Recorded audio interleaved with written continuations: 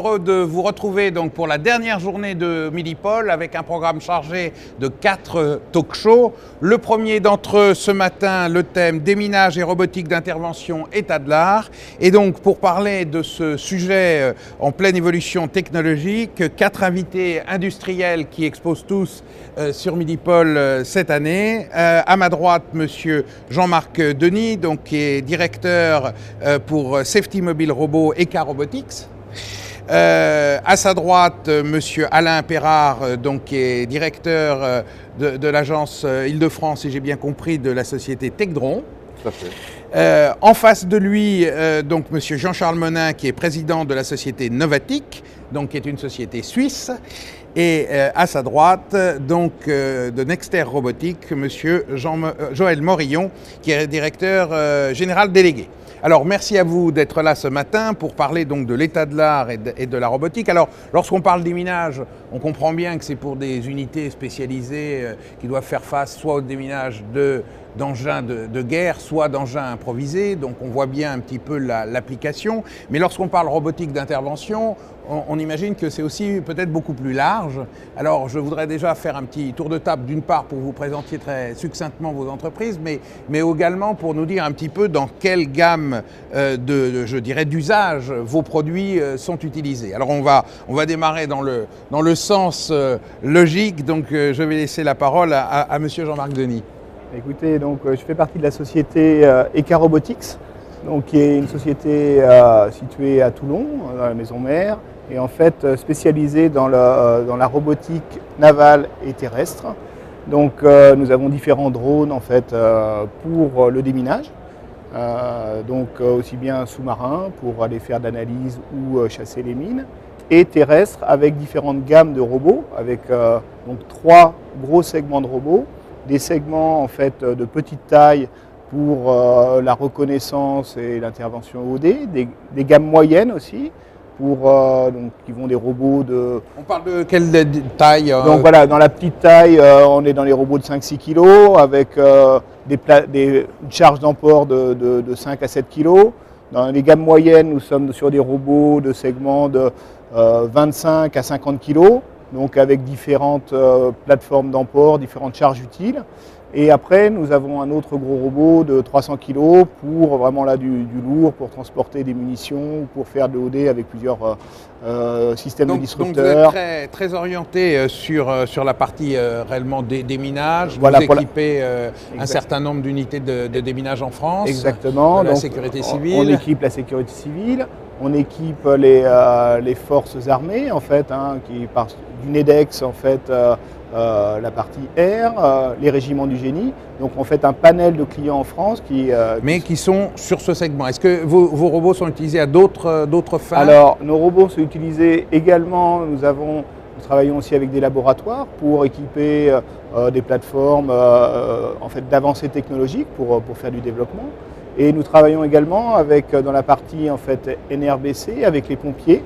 On travaille en partenariat avec le SDIS 13 qui ont un robot à nous et qui nous ouvrons le segment en fait sur ce détection marché-là. Voilà. Alors côté Tecdron, monsieur Perrard, c'est le même schéma ou un peu différent? Alors légèrement différent. Donc je me présente, donc Alain Perrard, Tecdron Robotic System. Nous sommes basés à La Rochelle. On est un acteur tout à fait récent sur le marché de la robotique, des plateformes robotiques en France.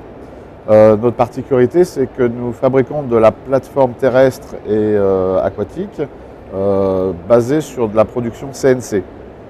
Donc c'est quoi la production C'est de l'usinage en commande numérique. D'accord. Donc, et c'est pour ça que nous travaillons sur un segment moyenne gamme en volume, sur des produits, des plateformes qui tournent aux alentours entre 50 et 100 kg pour faire de l'intervention rapide, pour faire du portage, pour la sécurité civile également, pour faire un emport d'une lance incendie, pour de l'intervention sur des feux explosifs, des feux de tunnel, des choses comme ceci.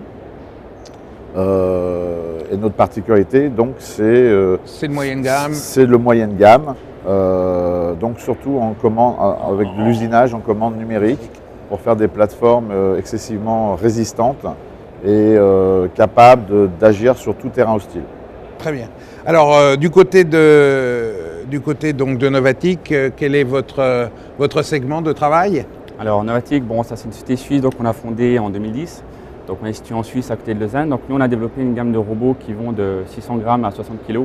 Donc voilà, ce sont des robots qui sont designés pour les forces spéciales, les groupes d'intervention, les groupes de dépiégeage, des minages et aussi pour les armées.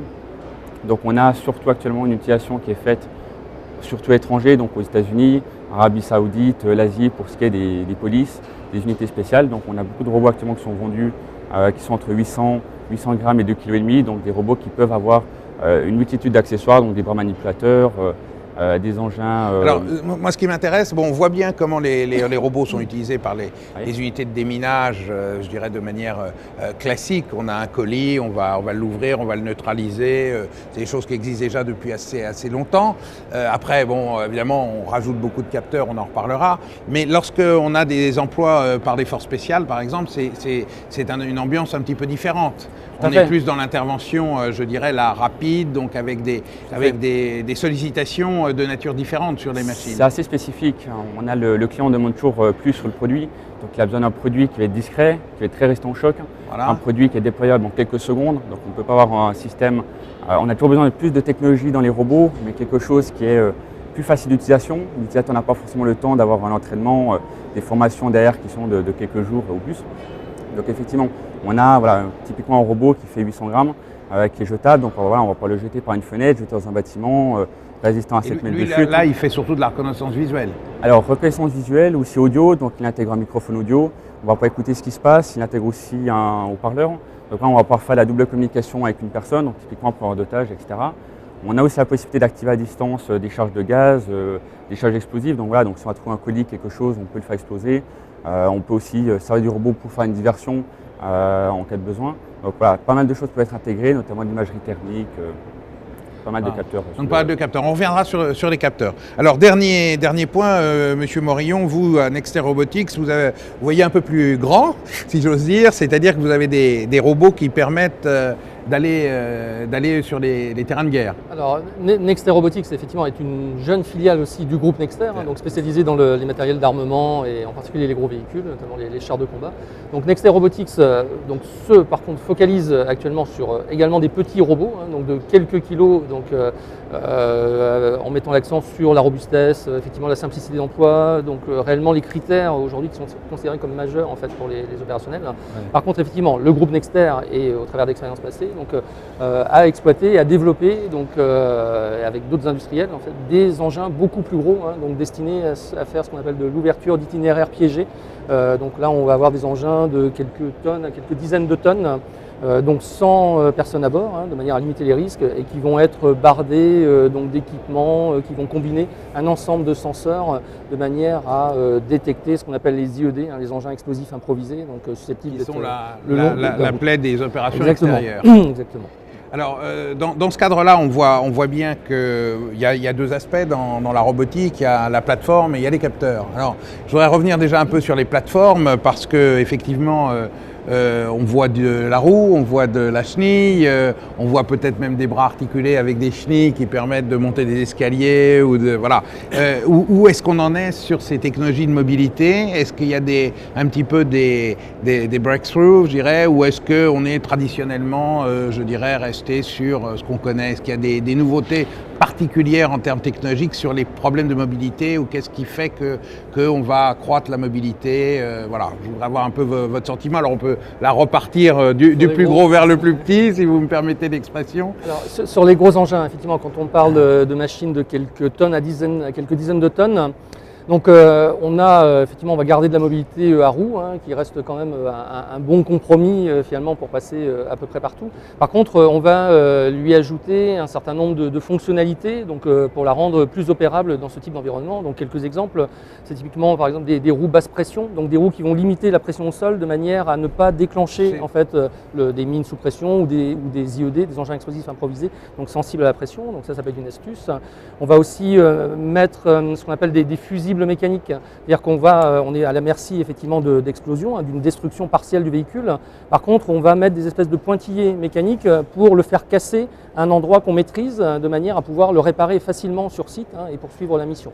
Donc voilà quelques exemples pour avoir de la mobilité. En termes d'énergie, sur les plus petites plateformes, vous êtes sur des moteurs thermiques, électriques, les deux. Voilà, comment ça se passe chez vous? Plutôt électrique. Typiquement, bon, tout ce qui est utilisation, groupe d'intervention, etc., on a besoin de quelque chose qui est très discret. Ouais. Donc évidemment, tout ce qui est moteur thermique, on a beaucoup de bruit. On a aussi voilà, le problème du ravitaillement. Donc voilà, c'est plus pratique. On utilise actuellement chez Novatic donc entre 800 grammes, 600 grammes et 60 kg. On est uniquement sur des moteurs électriques. Donc vous regardez évidemment de très près ce qui se passe sur les batteries, j'imagine. Voilà, qui est le vrai sujet du moteur électrique. Oui, nous on travaille également pareil sur des moteurs électriques, soit charbon, soit brushless, selon la typologie des plateformes. Et la plupart de nos plateformes sont motorisées avec des batteries lithium-fer, qui sont des batteries dernière génération, très puissantes. Alors, en gros, c'est quoi les autonomies, si on parle opérationnel Ou 4 heures.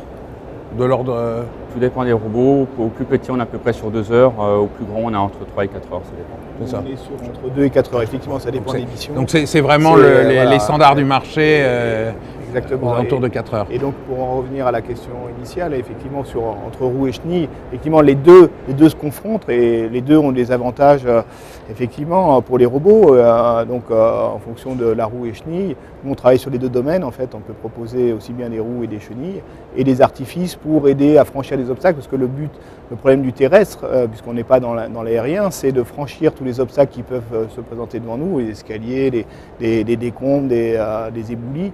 Et donc, effectivement, avec des fois des chenilles, c'est préférable. Donc, après, en fonction du milieu, on peut adapter soit des roues, soit des chenilles. Voilà.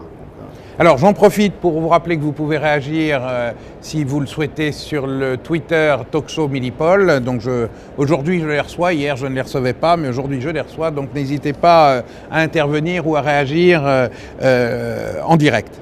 Voilà, alors autre aspect derrière la mobilité, la problématique des capteurs. Donc je voudrais revenir là-dessus parce qu'effectivement les grandes fonctionnalités du robot sont soit par des outils, soit par des capteurs. Alors il y a aussi beaucoup d'innovations dans le domaine des capteurs, que ce soit les capteurs de détection à distance, on voit les lidars, les lasers, on voit aussi les capteurs environnementaux dont le NRBC, on voit aussi des capteurs images avec des traitements d'images de plus en plus sophistiqués. Comment vous, entre guillemets, vous faites votre marché là-dedans? Est-ce que c'est le client qui demande? Est-ce que vous faites des propositions? Quel est un peu le business model là-dessus? En fait, nous pour notre part, nous intégrons donc sur nos plateformes en fait, qui sont modulaires, soit des capteurs du commerce, effectivement, puisque nos clients ont déjà des capteurs, par exemple sur la partie chimique ou radiologique. Et donc on intègre leurs capteurs, mais aussi on fait du développement. C'est facile d'intégrer parce que... Alors c'est facile d'intégrer, ça dépend des fournisseurs, ça dépend la facilité qu'ont à nous donner les fournisseurs des protocoles pour essayer de les interfacer à nos machines. Et donc on y arrive effectivement. Et en fait, on développe également des capteurs un petit peu spécifiques. On a travaillé avec le CEA, par exemple, pour des capteurs radiologiques très spécifiques, pour miniatures, pour intégrer dans nos plateformes. Donc en fait, on a un petit peu les deux volets, l'intégration de capteurs du commerce que le client peut déjà avoir en dotation, ou le développement spécifique pour miniaturiser les choses. Même modèle? Pareillement, parce que ce n'est pas toujours évident d'adapter effectivement certains capteurs en fonction des classifications, si c'est ATEX, si c'est des engins qui doivent être immergés, submersibles, donc voilà. Donc vous êtes obligé d'aller chercher dans le commerce pour la plupart? Oui, complètement, si ce n'est que nous, on travaille plutôt sur le soft de l'image, donc avec le traitement de l'image, la reconnaissance des images, le tracking, tout ce type de produits. Parce que nos plateformes, on tient absolument à ce qu'elles soient immergées, insubmersibles. Donc pour nous, c'est beaucoup plus simple de travailler l'image à partir des dômes aujourd'hui en place sur le marché. Voir s'ils ne sont pas adaptés, nous fabriquons nos propres dômes de façon à les rendre étanches complètement, classés IP68, classés ATEX pour différentes opérations.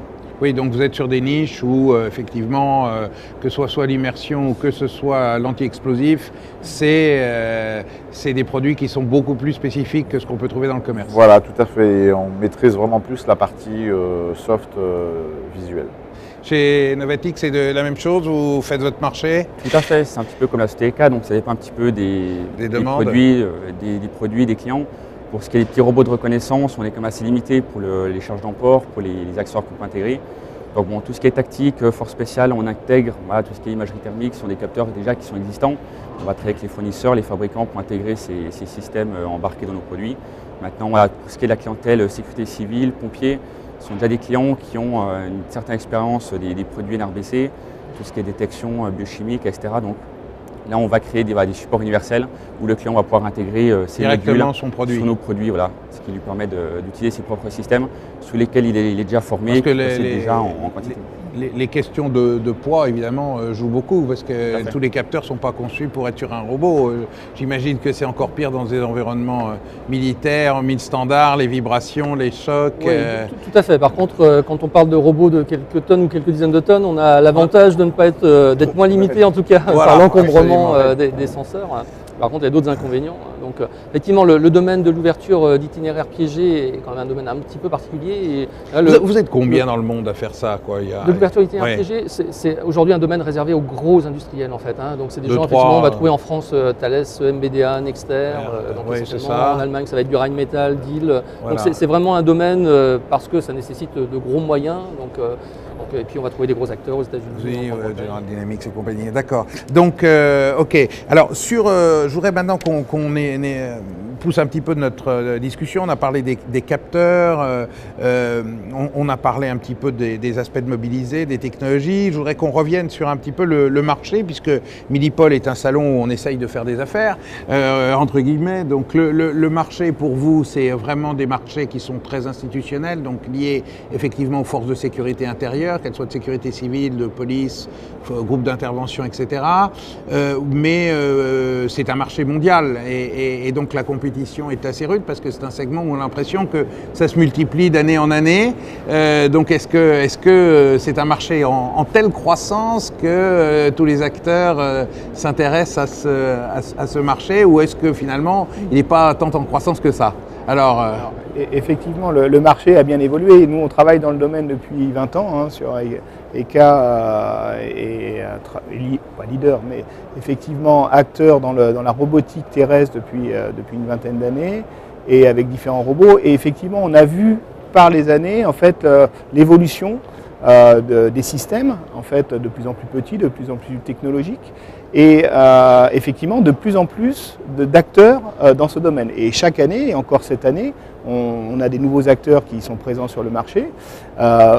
Pour autant, le marché n'est pas en explosion. Le marché croît effectivement, mais au même titre que celui de la sécurité, on parlait. Effectivement, la compétition est de plus en plus rude. Croît plus vite que le marché. Mais le marché de l'export est quand même là. Il y a beaucoup de choses à l'export à faire. Nous, on vend beaucoup aussi à l'export. On vend en France, bien sûr, mais la plupart de notre chiffre d'affaires est fait à l'export. Oui, je veux faire un tour de table là-dessus, avant qu'on revienne plus en détail. L'export, ça représente combien pour vous, en gros? Enfin, nous, pour la partie, alors Nexter Robotics, cette fois-ci sur la petite robotique, on est effectivement convaincu que l'export, c'est plus de 80% donc du chiffre d'affaires.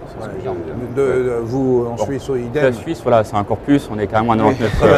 99%. La Suisse, voilà, c'est un pays qui est assez petit, on a peu de police.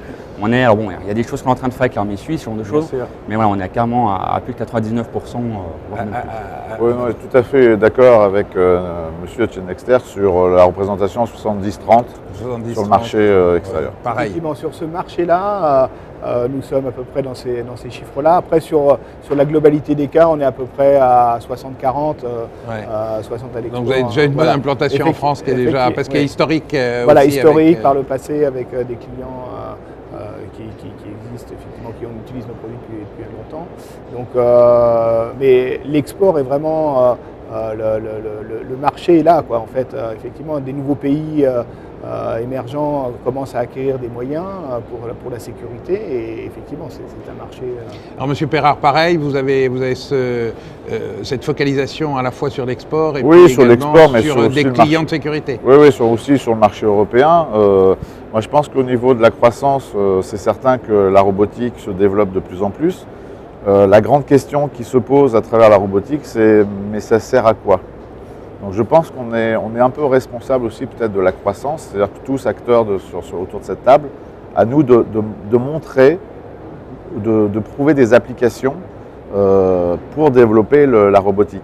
Parce qu'aujourd'hui, effectivement, la plupart des robots peuvent grimper, agir, aller sous l'eau, monter, descendre, mais il faut lui trouver des applications. Des applications où c'est dangereux pour l'homme, parce que c'est dangereux pour l'homme, voilà. L'essentiel, on ne met pas la vie en danger, ou deuxièmement, on le fait pour moins cher. Voilà, où on le fait pour moins cher, tout à fait.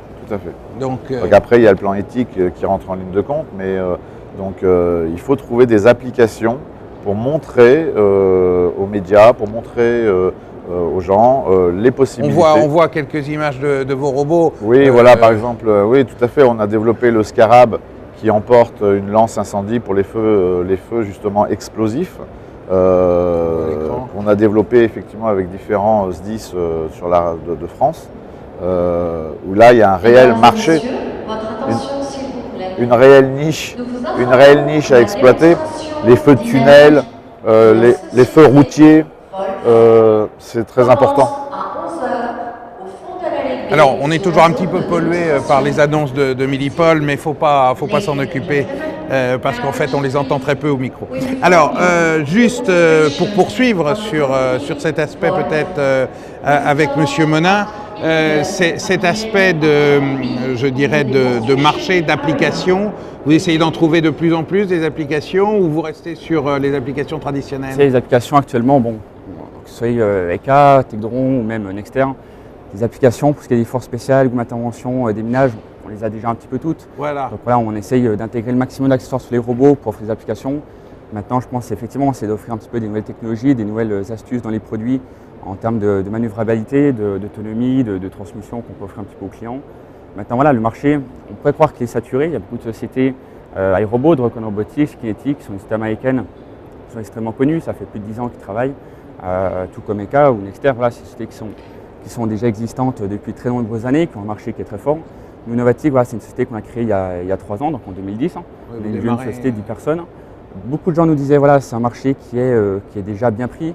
L'armée américaine, voilà, ils ont plusieurs milliers de robots. Tous les forces spéciales en Europe possèdent déjà une gamme qui est assez complète. Et pourtant, à nous, chez Novatic, on a vraiment 2 types de segments. Les clients qui ne sont pas encore équipés, qui cherchent toujours un petit peu des applications, qui n'ont pas encore vraiment trouvé le type de produit qu'ils cherchent. On arrive on a un réseau de distribution qui est mondial, donc on est présent dans une trentaine de pays actuellement. On a une gamme de produits qui est assez flexible en termes d'accessoires, en termes de prix surtout. On est très low cost pour avec une qualité qui est Swiss made.